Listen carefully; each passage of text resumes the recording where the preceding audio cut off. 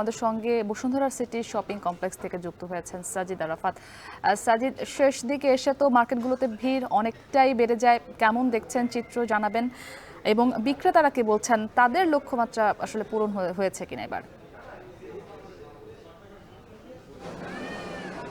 একেবারে শেষ সপ্তাহে এসে পৌঁছে গিয়েছি আমরা, বলা চলে ঈদের বাকি আর মাত্র কয়েকদিন। এই শেষ মুহূর্তে এসে ঈদের যে কেনাকাটা সেটি কিন্তু জমজমাট হতে শুরু করে এবং সেই দৃশ্য আমরা দেখছি। এই মুহূর্তে রয়েছে বসুন্ধরা সিটি শপিং কমপ্লেক্সে। আমরা ইফতারের পর থেকে দেখছি নানা বয়সী মানুষের এখানে জমজমাট ভিড় কিন্তু বাড়ছে এবং বিভিন্ন বয়সী মানুষ দেখছি এবং এখানে অনেকগুলো শোরুম রয়েছে যেগুলো ব্র্যান্ডের শোরুম। সেই শোরুমগুলোতে আমরা দেখছি যে সবাই ঢু মারছে পছন্দের পোশাকটি কেনার জন্য।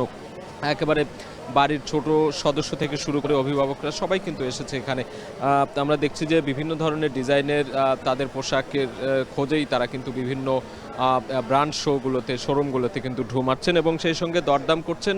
পছন্দ হলে, পছন্দসই হলে সেটি কিনে নিয়ে বাড়ি ফিরছেন। তো এইভাবেই আমরা দেখছি যে ঈদের যে কেনাকাটা পুরো মাস জুড়ে অনেকে আগে আগে করে থাকেন, তবে শেষ দিকে এসে কিন্তু অনেক মানুষ কিন্তু শেষ সময় যারা ঢাকা ছেড়ে বাড়ি ফিরবেন, সে করে টানে যারা বাড়ি যাবেন ছুটিতে, তারাও অনেকেই এখানে দেখছি আমরা। এমন মানুষও কিন্তু শেষ মুহূর্তে কেনাকাটা করে প্রিয়জনের সঙ্গে ঈদ করার জন্য ঘরে ফিরবেন, সেই দৃশ্যগুলো আমরা দেখছি। এবং এবার বলে রাখি যে দেশীয় পোশাকের চাহিদা অনেকটাই দেখছি আমরা বেশি এবং বিক্রেতাদের সঙ্গে কথা বলছি, ক্রেতাদের সঙ্গে কথা বলে আমরা জেনেছি যে ভারতীয় পোশাকের আধিপত্য অনেকটাই কমে গিয়েছে এবং যেহেতু গরমকাল, গরমের সঙ্গে মানানসই যে কাপড়গুলো, সেই কাপড়গুলোর প্রতি কিন্তু যে ক্রেতাদের চাহিদা অনেক বেশি এবং পাঞ্জাবি শাড়ি থেকে শুরু করে অন্যান্য যে পোশাকগুলো রয়েছে, ছোটদের শার্ট প্যান্ট থেকে শুরু করে টি শার্ট গেঞ্জি, এই সবগুলো দেশীয় যে সংস্কৃতি, দেশীয় যে পোশাক, সেগুলোর প্রতি কিন্তু আগ্রহ আমরা বেশি দেখছি।